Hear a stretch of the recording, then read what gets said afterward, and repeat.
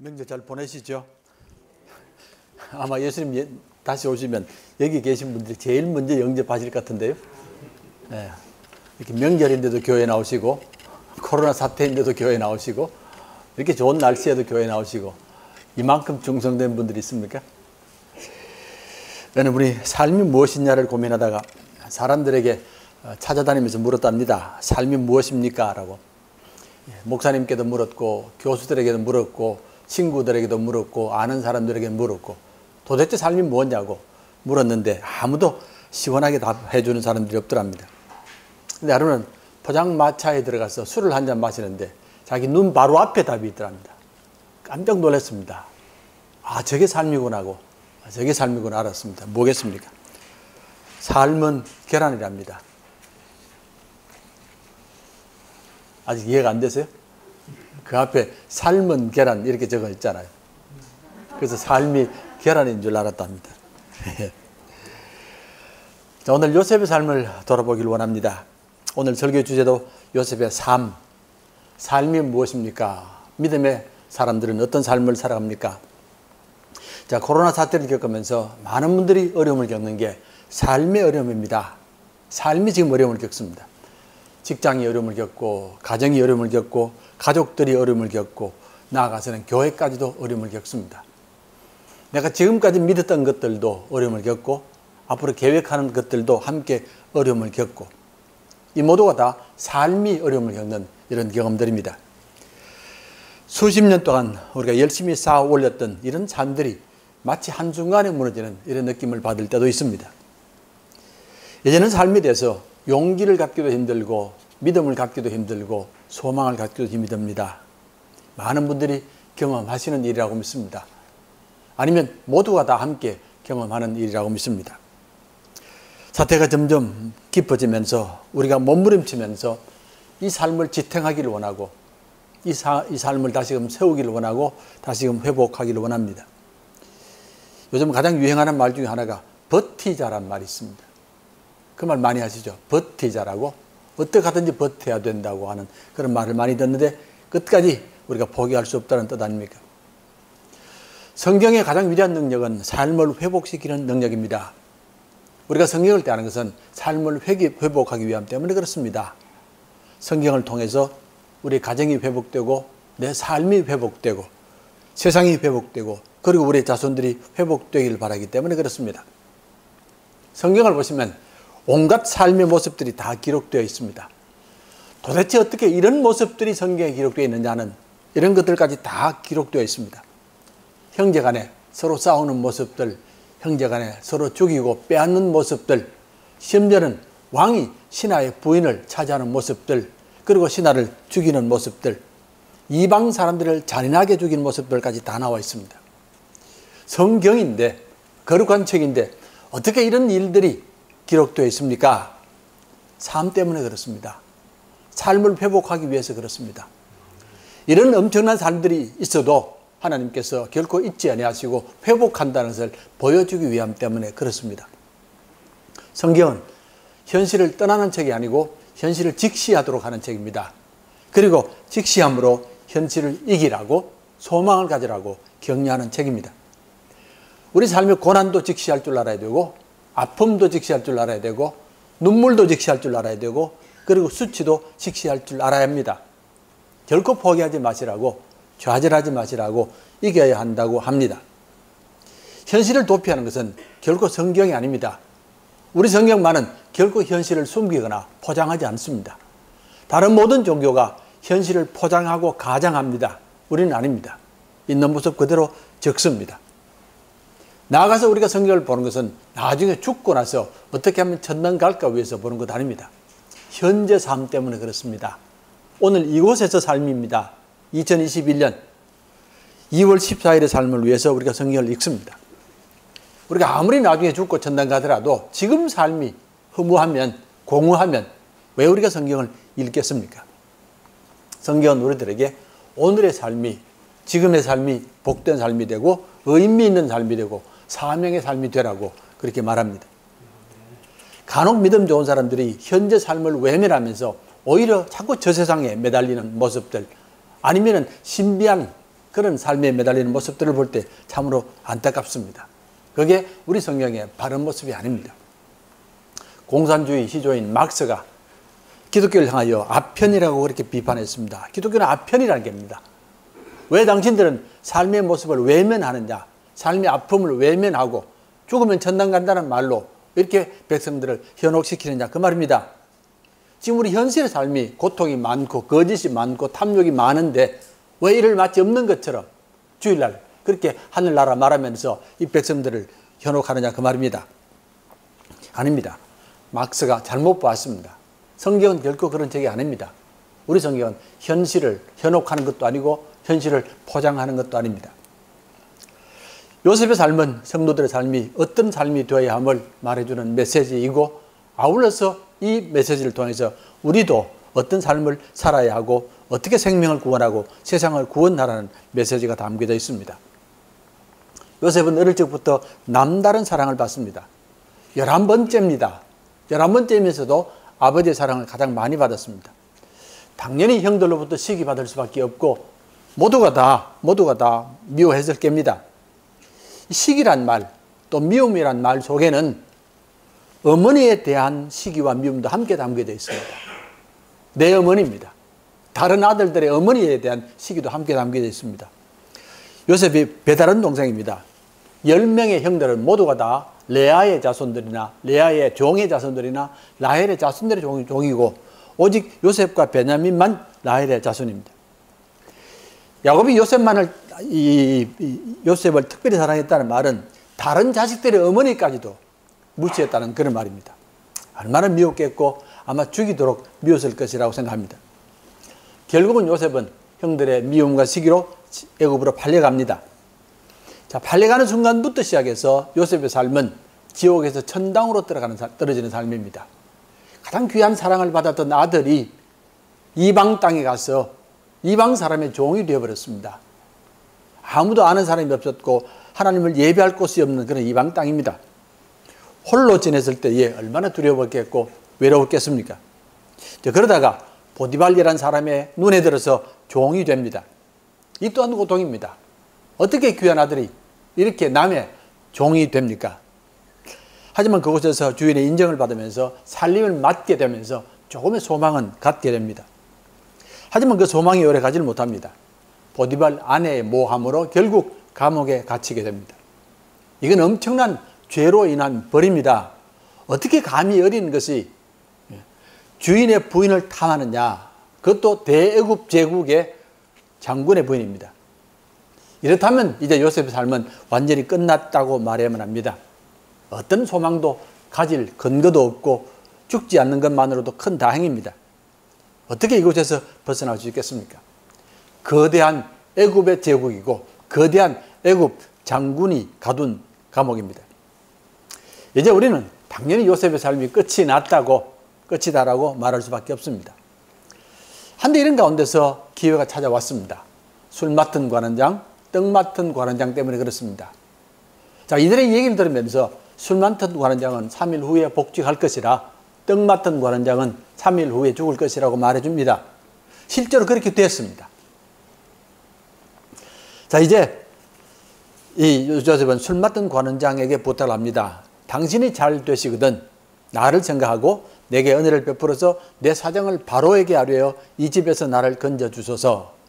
나는 히브리 땅에서 끌려온 자요 여기서도 옥에 갇힐 일을 행하지 않았습니다. 그랬습니다.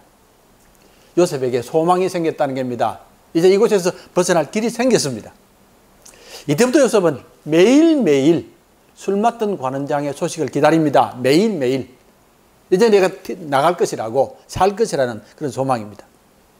자, 그런데 성경은 그 다음을 이렇게 기록하고 있습니다. 술 맡은 관원장이 요셉을 기억하지 못하고 그를 잊었더라. 요셉을 기억하지 못하고 잊었더라. 이제는 정말 끝났습니다. 모든 게 다 끝이 나버렸습니다. 잊어버린 겁니다.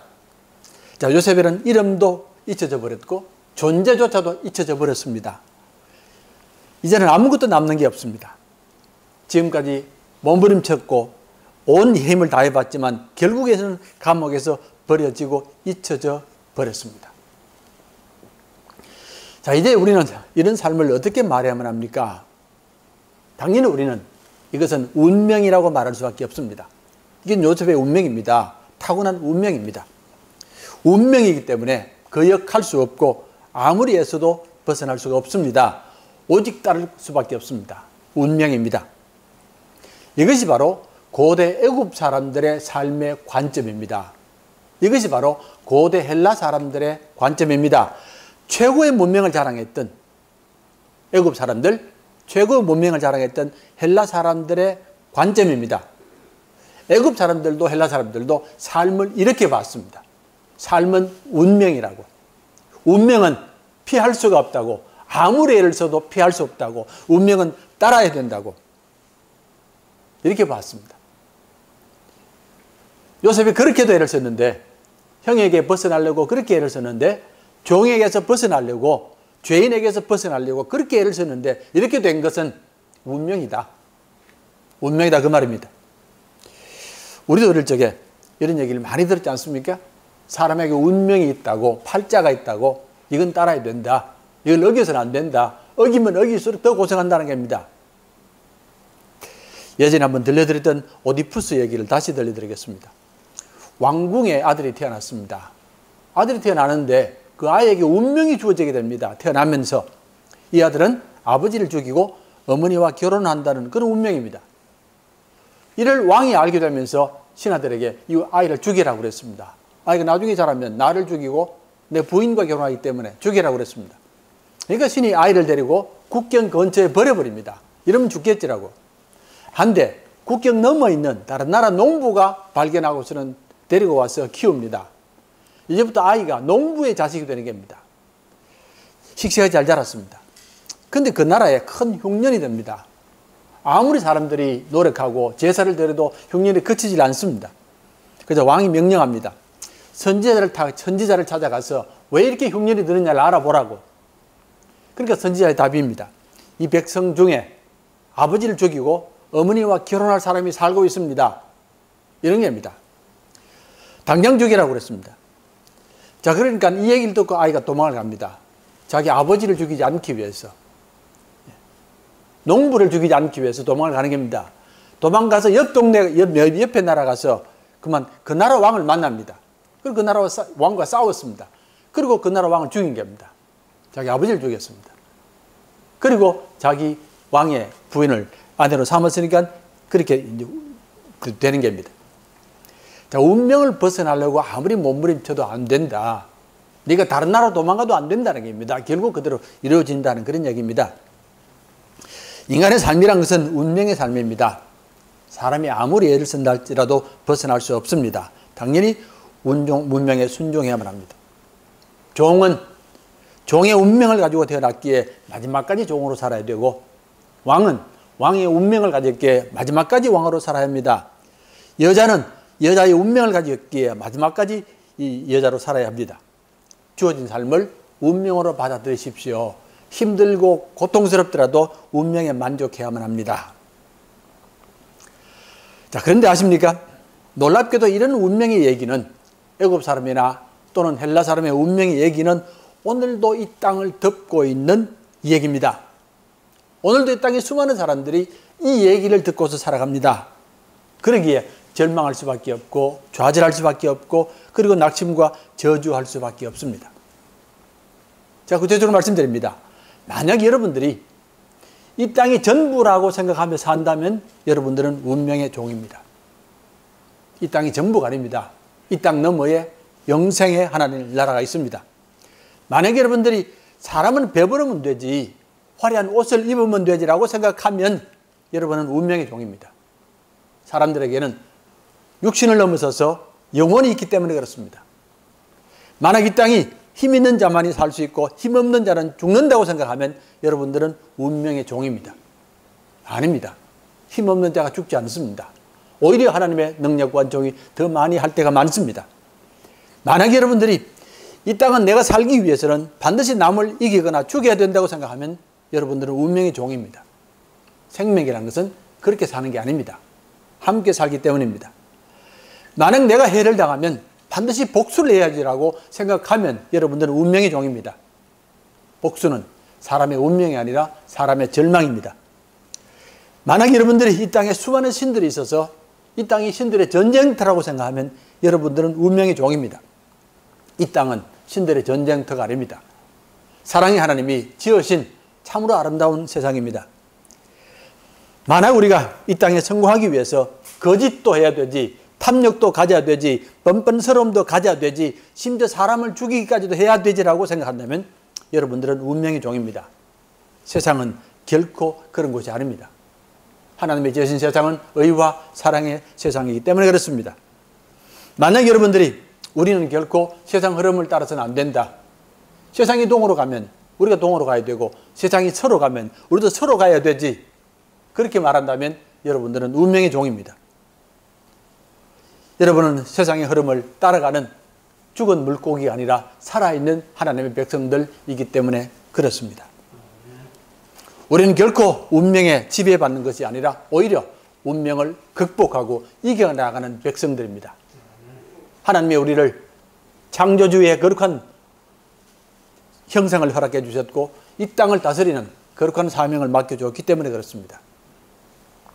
이번에 미국 대통령의 취임식에서 어떤 분이 아주 재미있는 의상을 입고 오는 바람에 화제가 되었습니다. 대통령이 취임하는 그 자리에, 엄숙한 자리에 등산복을 입고 털장갑을 끼고 두 발을 꼬고 그렇게 앉아 있었습니다. 이번에 모습이 하도 재미가 있어서 패러디가 되어서 온 사방에 돌아다니고 사람들이 즐기고 있습니다. 그런데 이분이 바로 여러 번 미국 대통령 후보로 나왔던 사람입니다. 버니 샌더스라는 분인데 유대인입니다. 제가 왜 이렇게 했느냐를 생각해 봤습니다. 이 엄숙한 자리에 왜 옷을 이렇게 입었느냐 생각해 봤더니만은 저는 이렇게 답이 나왔습니다. 왜 우리나라가 다른 나라처럼 되려고 하느냐? 우리나라는 하나님을 아는 나라가 아니냐? 우리나라는 성경을 아는 나라가 아니냐? 왜 다른 나라처럼 되려고 하느냐? 왜 우리나라 대통령이 폭력을 휘두르고 불법을 저지르고 참모들을 함부로 대하느냐? 왜 대통령이 나라를 혼란스럽게 하느냐고 하는 이런 반발이라고 생각을 했습니다. 자, 그럼 요셉의 삶은 어떻게 됐습니까? 놀랍게도 요셉의 삶은 그 이후로 전혀 다른 모습으로 나타납니다. 이제는 감옥 안에 갇혀진 요셉이 아니라 애굽의 총리가 된 애굽입니다. 이제는 애굽을 살리고 주변 나라를 살린 요셉으로 나타납니다. 위대한 사람이 되었습니다. 참으로 위대한 사람입니다. 자, 무슨 일이 일어났습니까? 어떻게 이렇게 되었습니까? 하나님의 섭리가 나타났기 때문에 그렇습니다. 인간의 운명이 아니라 하나님의 섭리가 나타났기 때문에 그렇습니다. 훗날 요셉은 형을 만나 이렇게 고백합니다. 당신들이 나를 팔았다고 해서 근심하지 마소서, 한탄하지 마소서. 하나님의 생명을 구원하시려고 나를 당신들보다 먼저 보내셨나이다. 그런즉 나를 이리로 보낸 이는 당신들이 아니요 하나님이시라. 당신들이 아니요 하나님이시라. 하나님이 나를 바로에게 아버지로 삼으시고 그 온 집의 주로 삼으시며 애굽 온 땅의 통치자로 삼으셨나이다. 하나님께서 하나님이 나로 내 삶은 내가 주장하는 것이 아닙니다. 사람이 주장하는 것도 아닙니다. 운명이 주장하는 것은 더더욱 아닙니다. 하나님이 주장하십니다. 섭리의 삶이란 어떤 삶입니까? 세 가지로 말씀드립니다. 섭리의 삶이란 것은 생명의 삶이고 용서의 삶이고 그리고 이웃을 구원하는 삶입니다. 생명의 삶이고 용서의 삶이고 이웃을 구원하는 삶입니다. 당신들이 나를 이곳에 팔았다고 근심하지 마소서, 한탄하지 마소서. 하나님이 생명을 구원하시려고 나를 당신들보다 먼저 보내셨습니다. 생명을 구원하시려고. 이것이 섭리의 삶입니다. 이것이 우리 하나님의 역사입니다. 그리고 이것이 성경의 근본입니다. 형들은 동생을 죽이려고 했습니다. 어떻게 하든 죽이려고 했습니다. 하지만 하나님은 그 생명을 살렸습니다. 동생만 살린 것이 아니라 형들도 함께 살렸습니다. 아버지도 살렸습니다. 그리고 수많은 애굽 사람들을 살렸습니다. 우리 하나님 생명이 하나님입니다. 어떤 생명이라도 살리시고 구원하신 하나님입니다. 죽어가는 생명도 살려야 되고 저주받은 생명도 살려야 되고 남을 죽이려는 생명도 살려야 되고 버림받은 생명도 살려야 되고 억압받는 생명도 살려야 합니다. 하나님은 어디서나 무엇을 하시든지 늘 생명에 관심을 두는 분입니다. 이런 하나님의 역사가 요셉을 벗어나게 했고 그리고 위대한 사람이 되게 했습니다. 성도 여러분, 여러분들의 삶은 하나님이 주관하시는 섭리의 삶입니다. 오직 섭리의 삶입니다. 어떤 역사도 어떤 관세도 여러분의 삶을 주관할 수는 없습니다. 하나님이 주관하십니다. 저도 최근에 주변에서 아이들이 태어나는 것을 많이 봤습니다. 가까이서 보면서 깊이 깨닫는 것은 이 땅에서 가장 위대한 것이 생명이구나. 어떤 거대한 건물보다 어떤 거대한 권세보다 중요한 것은 생명이라는 것을 알았습니다. 저도 이번 주에 둘째 아들의 세 번째 아기가 태어납니다. 자, 두 번째 사실입니다. 섭리의 삶은 용서의 삶입니다. 형들을 요셉이 다시 만났습니다. 22년 만에 만난 겁니다. 그동안 형제 때문에 얼마나 고통을 많이 받았습니까? 우물에 빠져서 죽을 위기도 겪었고 마음이 종이 되는 고통도 겪었고 마지막에는 죄인이 되어서 감옥에 갇히는 고통도 겪었습니다. 모두가 다 형들 때문 아닙니까? 형들만 없었더라면 이런 일이 결코 일어날 수가 없습니다. 한데 마침내 만났습니다. 자, 이 장면에 요셉은 애굽의 총리입니다. 온 세상에 권세를 가진 총리입니다. 얼마든지 복수할 수 있고 얼마든지 죽일 수 있는 총리입니다. 형들은 용서받을 수 없는 죄인입니다. 이때 요셉이 형들을 용서합니다. 용서합니다. 어떤 복수도 하지 않았고 어떤 과거의 일도 언급조차 하지 않았습니다. 형들을 용서했습니다. 이렇게 되자 형들이 살았습니다. 아버지가 살았습니다. 자신까지도 살았습니다. 내가 만약에 복수를 품고 있더라면 일평생 나도 고통을 받을 수밖에 없습니다. 이 땅에 가장 두려운 무력은 복수입니다. 복수가 다른 복수를 낳기 때문이고 복수는 점점 크기 때문에 그렇습니다. 만일 복수에 매달렸더라면 요셉 또한 얼마나 고통을 많이 받았겠습니까? 오히려 형들에게 감사했습니다.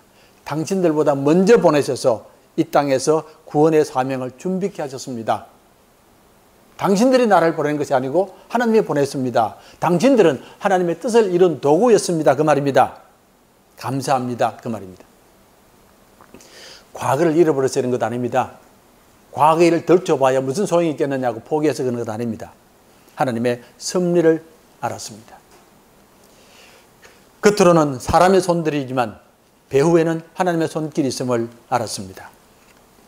내 삶은 하나님께서 주관하시는 삶이고 하나님의 사명을 위한 삶이고 생명을 구원하는 삶이라는 것을 알았습니다. 형들이 나를 죽이려고 했고 애국으로 팔았지만 그것이 내 삶이 아닙니다. 내 삶의 배후에는 하나님의 손길이 있습니다. 생명을 살리는 하나님의 손길이 있습니다. 이제 이 땅에 새로운 역사가 시작이 됩니다. 복수가 아니라 용서하는 역사가 시작됩니다. 죽음이 아니라 생명을 살리는 역사가 시작되는 겁니다. 인간 역사의 처음으로 용서가 시작되는 순간입니다. 세 번째로 섭리의 삶은 수많은 이웃들을 살리는 삶입니다. 여기서 우리는 또 다른 한 어린 아이의 얘기를 기억하려고 합니다. 태어날 때부터 보지도 못했고 듣지도 못했고 말하지도 못했습니다. 사람들은 운명의 저주라고 여겼습니다. 살 가치조차 없다고. 하지만 그 아이에게 설리번이라는 선생이 하나 있었습니다. 이 설리번이 이 아이를 운명으로부터 건지려고 몸부림치기 시작합니다. 모두가 미쳤다고 말했습니다. 안 된다. 차라리 그냥 두어라. 잘못 손대면 더 망가진다고 손가락질하고 비난합니다. 하지만 설리번이 하루하루 한 걸음 한 걸음 말을 하게 하고 듣게 하고 그리고 또 보게 합니다. 마침내 이 아이가 학교를 들어갑니다. 초등학교를 들어가고 중학교를 들어가고 고등학교를 마치고 대학을 들어가고 그리고 끝에서는 박사학위까지 받습니다. 이 한 생명이 이 땅의 가장 위대한 생명 중에 한 생명입니다. 가장 큰 영향을 끼친 생명 중에 한 생명입니다. 이 땅의 어떤 사람보다 명예박사를 많이 받은 생명이 바로 이 생명입니다. 수많은 장애인들이 이 모습을 보면서 소망을 가지고 다시 일어났습니다. 장애인들을 향해서 저주하고 폭력을 행하고 차별하고 불평등하게 대하고 소외시킨 모든 것들이 다 무너지기 시작합니다.